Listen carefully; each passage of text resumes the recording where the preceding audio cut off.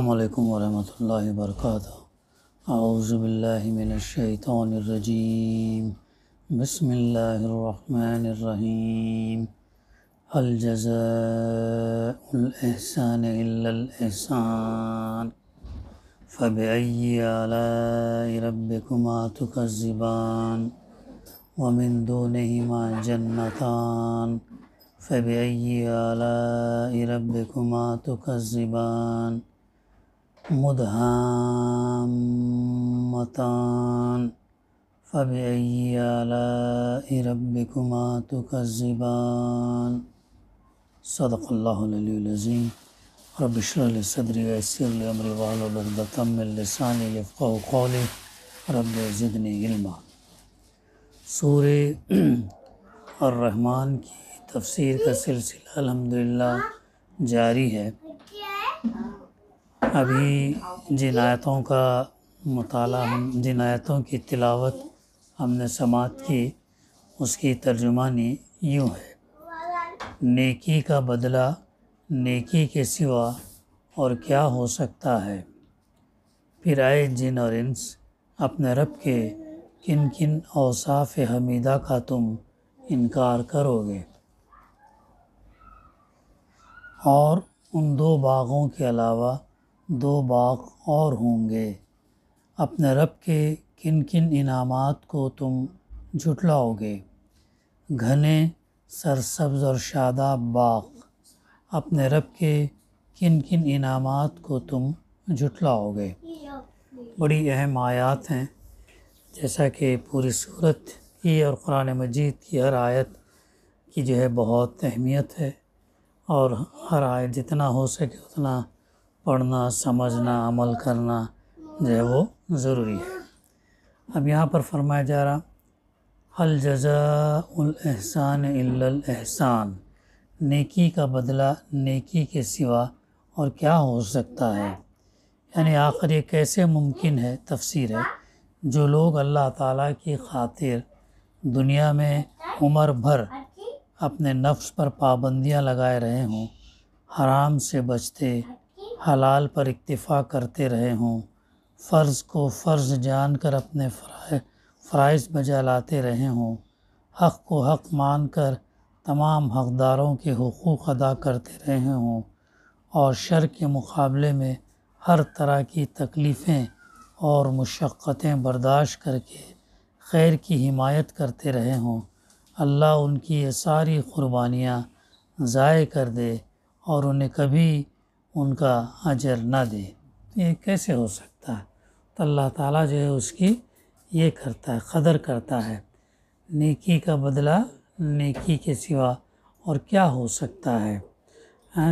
انصاف، اللہ تعالیٰ آخرت کے دن ہر انسان کو انصاف ملے گا، اور جو مظلوم ہے اس کی داد رسائی ہوگی، جو ظالم ہے اس کو سزا ملے گی۔ یہ آخرت کا دن انصاف کا دن ہوگا، اور تمام کو اپنے کیے کا جزا سزا مل کر رہے گی۔ پھر فرمایا: پھر اے جن اور انس، اپنے رب کے کن کن اوصاف حمیدہ کا تم انکار کرو گے؟ ظاہر بات ہے، تفسیر ہے کہ جو شخص جنت اور اس کے اجر اور ثواب کا منکر ہے، وہ دراصل اللہ تعالیٰ کی بہت سی صفات حسنہ کا انکار کرتا ہے۔ وہ اگر اللہ کو مانتا بھی ہے تو اس کے متعلق بہت بری رائے رکھتا ہے۔ اس کے نزدیک وہ ایک چوپٹ راجا ہے جس کے اندھیر نگری میں نیکی کرنا گویا اسے دریا میں ڈال دینا ہے۔ وہ یا تو اسے اندھا اور بہرا سمجھتا ہے، جسے کچھ خبر ہی نہیں کہ اس کی خدائی میں کون اس کی رضا کی خاطر جان، مال، نفس اور محنتوں کی قربانیاں دے رہا ہے، یا اس کے نزدیک وہ بے حس اور ناقدر شناس ہے جسے بھلے اور برے کی کچھ تمیز نہیں، یا پھر اس کے خیال ناقص میں وہ عاجز و درد ماندہ ہے جس کی نگاہ میں نیکی کی قدر چاہے کتنی ہی ہو مگر اس کا اجر دنیا اس کے بس ہی میں نہیں ہے۔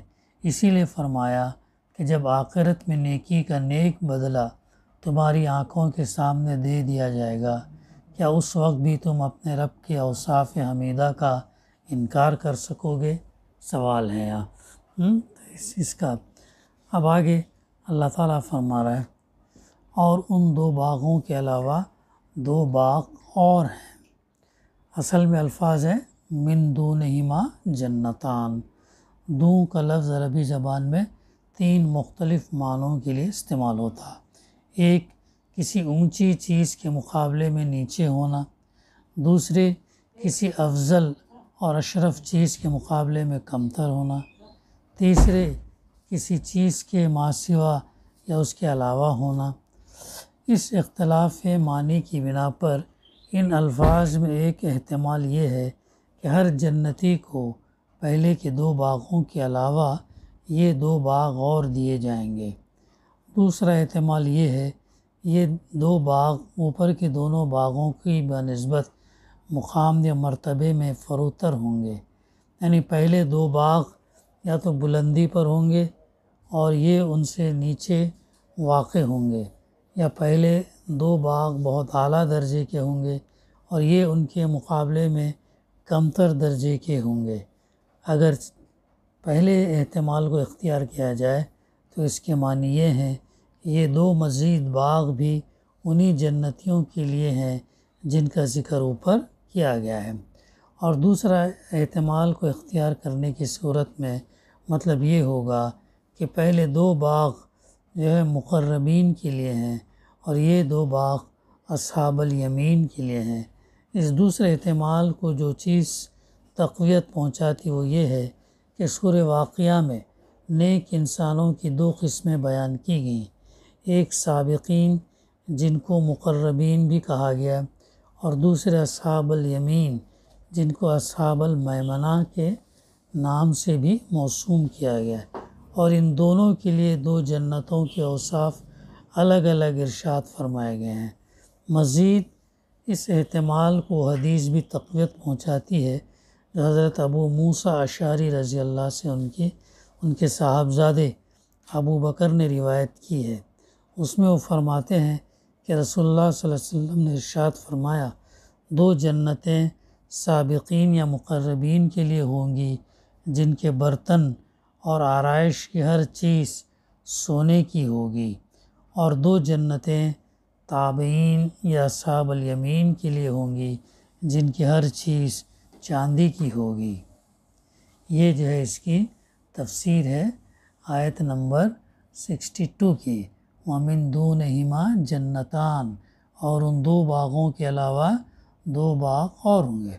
اللہ سبحانہ وتعالیٰ کی کائنات جو ہے بہت وسیع ہے، انسان اس کا ادراک اس کا سوچ بھی نہیں سکتا، تو اللہ اتنا دے گا کہ انسان کے سوچ اور اس کے ادراک اور اس کے دماغ سے جو ہے باہر اتنا کشادہ ہوگی، اتنی وہ بڑی نعمت ہے جو اللہ تعالیٰ قرآن مجید میں جو ہے بارہا اس کا وعدہ کر رہا ہے۔ اب آگے پھر سوال کیا جا رہا ہے فَبِأَيِّ آلَاءِ رَبِّكُمَا تُكَذِّبَانِ، اپنے رب کے کن کن انعامات کو جو ہے تم جھٹلاؤ گے۔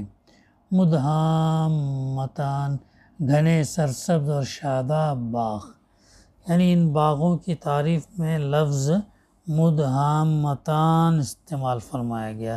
مدھامہ ایسی گھنی سرسبزی کو کہتے ہیں جو انتہائی شادابی کے باعث سیاہی مائل جو ہے ہو گئی ہو۔ تو یہ یعنی بات پھر دوبارہ اللہ تعالیٰ جو ہے فرما رہا فَبِأَيِّ آلَاءِ رَبِّكُمَا تُكَذِّبَانِ، تو اپنے رب کے کن کن انعامات کو تم جھٹلاؤ گے۔ پھر آگے فِيهِمَا عَيْنَانِ نَضَّاخَتَانِ، دونوں باغوں میں 2 چشمے فواروں کی طرح ابلتے ہیں۔ اب یہ جو ہے آیات ہم کو اس کا جنت کا تذکرہ ہمیں بتا رہے ہیں، کیسے وہ باغ ہوں گے، کیسے چشمے ہوں گے، اور وہ فواروں فاؤنٹین کی طرح جو ہے وہ ابلتے ہوئے ہوں گے۔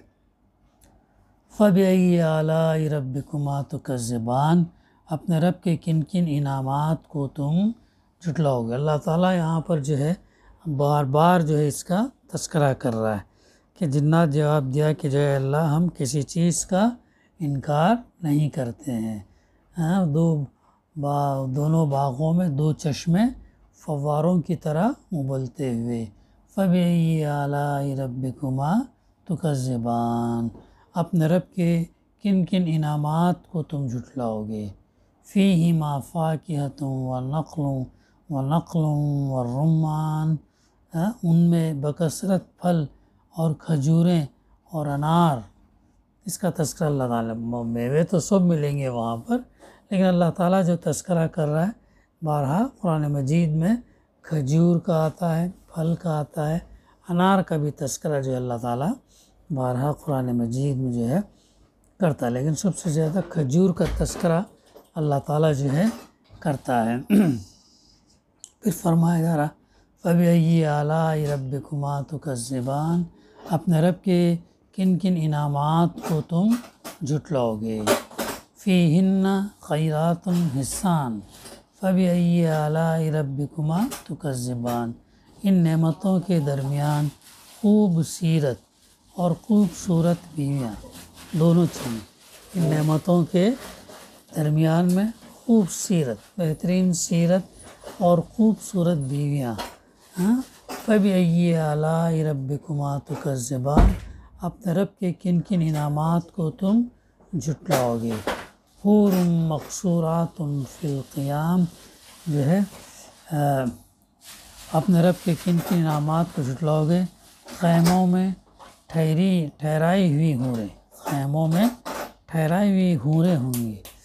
تو اس کا جو ہے اس کی تشریح ہے، حور کی تشریح کے لیے سورہ صافات کے اندر ہم کو تذکرہ ملتا ہے، اور سورہ دخان میں بھی اس کا تذکرہ ہمیں ملتا ہے۔ خیموں سے مراد غالباً اس طرح کے خیمے ہیں جیسے عمرہ اور عروسہ کے لیے سیرگاہوں میں لگائے جاتے ہیں۔ گمان یہ ہے کہ اہل جنت کی بیویاں ان کے ساتھ ان کے محلوں میں رہیں گی، اور ان کی سیرگاہوں میں جگہ جگہ خیمے لگے ہوں گے جن میں حوریں ان کے لیے لطف لذت کا سامان جو ہے فراہم کریں گے۔ ہمارے اس قیاس کی بنا یہ ہے کہ پہلے خوب سیرت اور خوبصورت بیویوں کا ذکر کیا جا چکا ہے، اس کے بعد حوروں کا ذکر الگ کرنے میں معنی یہ ہے کہ یہ ان بیویوں سے مختلف قسم کی خواتین ہوں گی۔ اس قیاس کو مزید تقویت اس حدیث سے حاصل ہوتی ہے جو حضرت ام سلمہ سے مروی ہے۔ وہ فرماتی ہیں کہ میں نے رسول اللہ صلی اللہ علیہ وسلم سے پوچھا، یا رسول اللہ صلی اللہ علیہ وسلم، دنیا کی عورتیں بہتر ہیں یا حوریں بہتر ہیں؟ اللہ کے رسول صلی اللہ علیہ وسلم نے جواب دیا، دنیا کی عورتوں کو حوروں پر وہی فضیلت حاصل ہے جو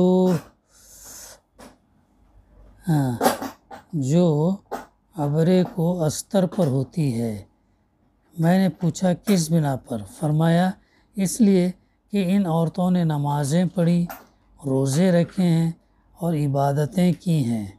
اس سے معلوم ہوا کہ اہل جنت کی بیویاں تو وہ خواتین ہوں گی جو دنیا میں ایمان لائی اور اعمال صالحہ کرتی ہوئی دنیا سے رخصت ہوئیں۔ یہ اپنے ایمان اور حسن عمل کے نتیجے میں داخل جنت ہوں گی اور بذات خود جنت کی نعمتوں کی مستحق ہوں گی۔ یہ اپنی مرضی اور پسند کے مطابق یا تو اپنے سابق شوہروں کی بیویاں بنیں گی اگر وہ بھی جنتی ہوں، یا پھر اللہ تعالیٰ کسی دوسرے جنتی سے ان کو بیاہ دے گا، جبکہ وہ دونوں ایک دوسرے کی رفاقت پسند کریں۔ رہیں حوریں تو وہ اپنے کسی حسن عمل کے نتیجے میں خود اپنے استحقاق کی بنا پر جنتی نہیں بنیں گی، بلکہ اللہ تعالیٰ جنت کی دوسری نعمتوں کی طرح انہیں بھی اہل جنت کے لیے ایک نعمت کے طور پر جوان اور حسین اور جمیل عورتوں کی شکل دے کر جنتیوں کو عطا کر دے گا تاکہ وہ ان کی صحبت سے لطف اندوز ہوں۔ لیکن بہرحال یہ جن اور پری کی قسم کی مخلوق نہ ہوں گی، کیونکہ انسان کبھی صحبت ناجن سے مانوس نہیں ہو سکتا۔ اس لیے گمان یہ ہے کہ یہ وہ معصوم لڑکیاں ہوں گی جو نابالغی کی حالت میں فوت ہو گئیں اور ان کے والدین جنت کے مستحق نہ ہوئے کہ وہ ان کی ذریت کی حیثیت سے جنت میں ان کے ساتھ رکھی جائیں۔ یہ ہے اس کی تفسیر۔ پھر آگے فرمایا جا رہا فَبِأَيِّ آلَاءِ رَبِّكُمَا تُكَذِّبَانِ، اپنے رب کے کن کن انعامات کو جو ہے تم جھٹلاؤ گے۔ لَمْ يَطْمِثْهُنَّ إِنسٌ قَبْلَهُمْ وَلَا جَانٌّ، ان جنتیوں سے پہلے کبھی کسی انسان یا جن نے ان کو نہ چھوا ہوگا۔ ان جنتیوں سے پہلے کسی نے جو ہے ان کو چھوا نہ ہوگا۔ فَبِأَيِّ آلَاءِ رَبِّكُمَا تُكَذِّبَانِ، اپنے رب کے کن کن انعامات کو تم جھٹلاؤ گے۔ مُتَّكِئِينَ عَلَى رَفْرَفٍ خُضْرٍ وَأَبْقَرٍ حِسَانٍ، وہ جنتی سبز قالینوں اور نفیس اور نادر فرشتوں پر تکیے لگائے بیٹھے ہوں گے۔ یعنی اصل میں لفظ عبقری استعمال ہوا۔ عرب جاہلیت کے افسانوں میں جنوں کے دارالسلطنت کا نام ابخرا تھا، جسے ہم اردو میں پرستان کہتے ہیں۔ اسی کی نسبت سے عرب کے لوگ ہر نفیس اور نادار چیز کو عبقری کہتے ہیں، گویا وہ پرستان کی چیز ہے جس کا مقابلہ اس دنیا کی عام چیزیں نہیں کر سکتی۔ حتیٰ کہ ان کے محاورے میں ایسے آدمی کو بھی عبقری کہا جاتا تھا جو غیر معمولی قابلیتوں کا مالک ہو، جس سے عجیب اور غریب کارنامے صادر ہوں۔ انگریزی میں لفظ جینیس بھی اسی معنی میں بولا جاتا ہے، اور وہ بھی جینی سے ماخوذ ہے جو جن کا ہم معنی ہے۔ اسی لیے یہاں اہل عرب کو جنت کے سر و سامان کی غیر معمولی نفاست اور خوبی کا تصور دلانے کے لیے عبقری کا لفظ جو ہے استعمال کیا گیا ہے۔ تو آگے گوتکی لگائے بیٹھیں گے، اپنے رب کے کن کن انعامات کو جو ہے تم جھٹلاؤ گے۔